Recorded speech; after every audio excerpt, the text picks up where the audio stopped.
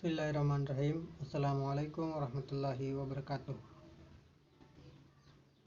Pertama, saya ingin menyampaikan bahwa pembahasan kali ini kita akan membahas tentang radikalisme dan terorisme. Pertama, pengertian radikalisme. Menurut Kamus Besar Bahasa Indonesia, radikalisme ada 3. Pertama, paham atau aliran yang radikal dalam politik. Kedua, paham atau aliran yang menginginkan perubahan atau pembaharuan. Yang ketiga, sikap ekstrim dalam aliran politik. Secara etimologis, radikalisme berasal dari kata radix, bahasa Latin, yang berarti akar, yang kemudian menjadi inti dari makna radikalisme, yang secara politik kemudian diarahkan kepada setiap gerakan yang ingin merubah sistem dan akarnya. Radikalisme menurut instansi adalah suatu sikap yang mendambakan perubahan secara total dan bersifat revolusioner dengan menjungkir-balikan nilai-nilai yang ada secara drastis dan kekerasan. Pengertian terorisme. Terorisme adalah perbuatan yang menggunakan kekerasan atau ancaman kekerasan yang menimbulkan suasana teror atau rasa takut secara meluas, yang dapat menimbulkan korban yang bersifat massal atau banyak, dan menimbulkan kerusakan atau kehancuran terhadap objek vital yang strategis, lingkungan hidup, fasilitas publik, atau fasilitas internasional dengan motif ideologi politik atau gangguan keamanan. Selanjutnya, radikalisme di Indonesia. Radikalisme di Indonesia dalam catatan sejarah radikalisme Islam semakin menggeliat pada pasca kemerdekaan hingga pasca reformasi. Sejak Kartosuwirjo memimpin operasi 1950-an di bawah bendera Darul Islam atau DI, sebuah gerakan politik dengan mengatasnamakan agama, justifikasi agama, dan sebagainya. Dalam sejarah, gerakan ini akhirnya dapat digagalkan. Akan tetapi, kemudian gerakan ini muncul kembali pada masa pemerintahan Soeharto. Hanya saja bedanya gerakan ini di era Soeharto sebagian muncul atas rekayasa oleh militer atau melalui intelijen, melalui Ali Mortopo dengan Opsusnya. Ada pula Bakin yang merekayasa bekas anggota Darul Islam atau TII. Sebagian direktur kemudian disuruh melakukan berbagai aksi seperti komando jihad dalam rangka memojokkan Islam. Setelah itu, sejak jatuhnya Soeharto, ada era demokratisasi dan masa-masa kebebasan, sehingga secara tidak langsung memfasilitasi beberapa kelompok radikal untuk muncul lebih nyata. Nah, saya ingin menjelaskan sedikit. Ada fase di mana setelah jatuhnya Presiden Soeharto, di situ ada era demokratisasi, masa-masa kebebasan, sehingga di situ ada celah untuk para kelompok-kelompok radikalis untuk lebih menunjukkan lebih leluasa dalam melakukan tindakan-tindakan radikalisme.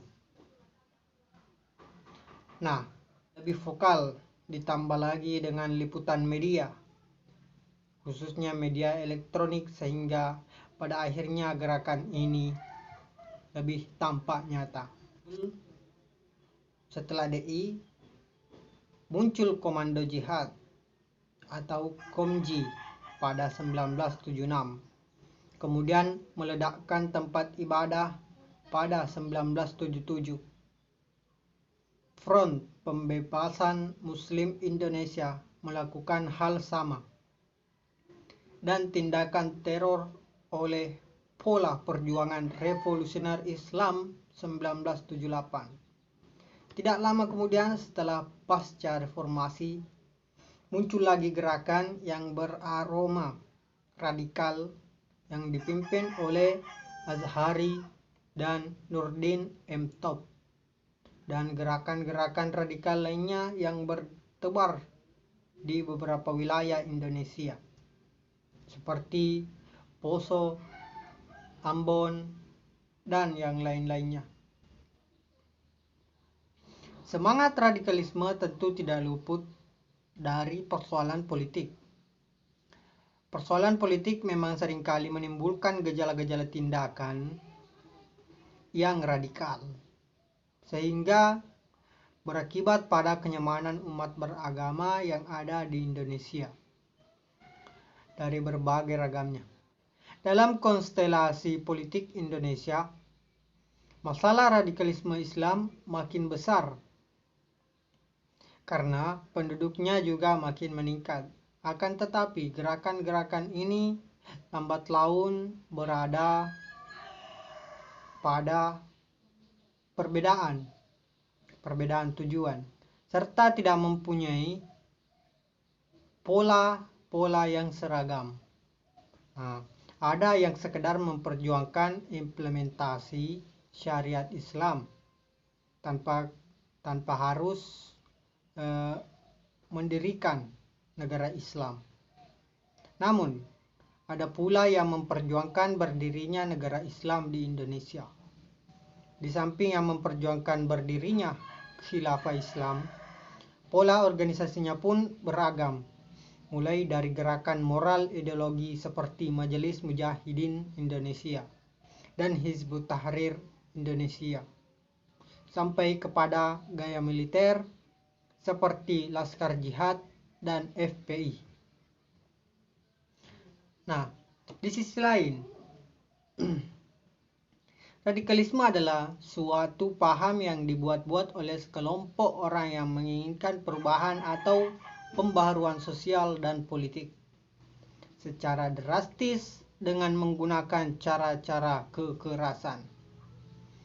Namun, bila dilihat dari sudut pandang keagamaan, dapat diartikan sebagai paham keagamaan.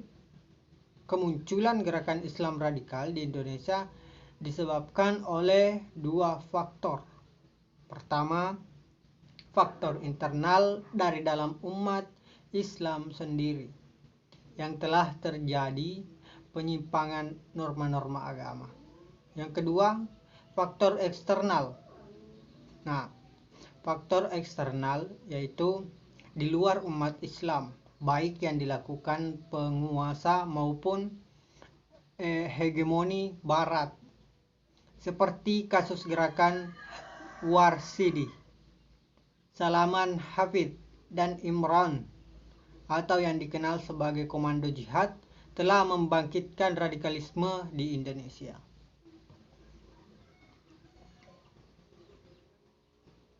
Jihad sepertinya menjadi simbol perlawanan yang efektif untuk menggerakkan perang melawan Barat. Kondisi inilah yang menyebabkan permusuhan yang terus-menerus antara Islam dan Barat. Fenomena yang terjadi di Indonesia ketika umat Islam beraksi terhadap serangan Amerika Serikat pada Afghanistan. Di masa inilah Islam menemukan momen untuk menyuarakan aspirasi Islam, yaitu solidaritas Islam. Karena itulah kelompok Islam radikal seperti KISDI, Laskar Jihad, FPI, Ikhwanul Muslimin, dan Mujahidin bergerak menentang penyerangan Amerika Serikat. Bahkan komando jihad juga dikirim ke Afghanistan sebagai bagian dari tugas suci. Nah, radikalisme muncul di Indonesia disebabkan seiring perubahan tatanan sosial dan politik, terlebih setelah kehadiran orang-orang Arab muda dari Hadramaut Yaman ke Indonesia yang membawa ideologi baru ke tanah air, turut mengubah konstelasi umat Islam di Indonesia. Ideologi baru yang mereka bawa lebih keras dan tidak mengenal toleransi, sebab banyak dipengaruhi oleh mazhab pemerintah, mazhab pemikiran Muhammad bin Abdul Wahab atau Wahabi, yang saat ini menjadi ideologi resmi pemerintah Arab Saudi. Selanjutnya,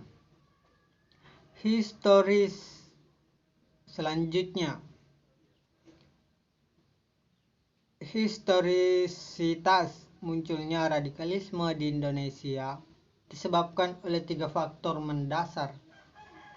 Itu faktor pertama adalah perkembangan di tingkat global, di mana kelompok-kelompok radikal menjadikan situasi di Timur Tengah sebagai inspirasi untuk mengangkat senjata dan aksi teroris. Apa yang terjadi di Afghanistan, Palestina, Irak, Yaman, Syria, dan seterusnya dipandang sebagai campur tangan Amerika, Israel, dan sekutunya. Faktor kedua adalah terkait dengan kian tersebar luasnya paham Wahabisme yang menggunakan budaya Islam ala Arab yang konservatif dalam kaitannya dengan radikalisme. Wahabisme dianggap bukan sekedar aliran, pemikiran, atau ideologi, melainkan mentalitas. Ciri mental itu antara lain gemar membuat batas kelompok yang sempit dari kaum muslimin, sehingga dengan mudah mereka mengatakan di luar kelompok mereka adalah kafir, musuh, dan wajib diperangi. Nah, faktor ketiga adalah karena kemiskinan. Walaupun hal ini tidak berpengaruh langsung terhadap merebaknya aksi radikalisme, hal utama yang kemungkinan membuat keterkaitan antara kemiskinan dan radikalisme adalah perasaan termarginalkan. Situasi seperti itu menjadi persamaian subur bagi radikalisme dan terorisme.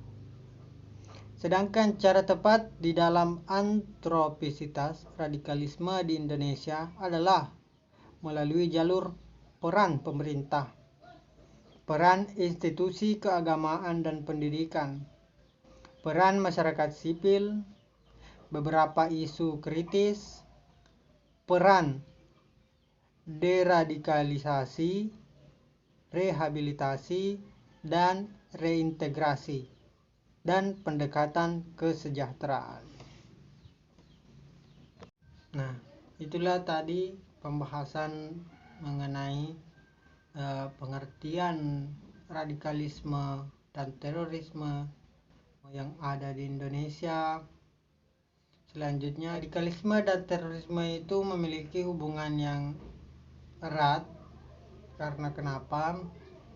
Orang-orang yang menjadi teroris itu adalah orang-orang yang memiliki paham-paham radikalis, paham-paham di mana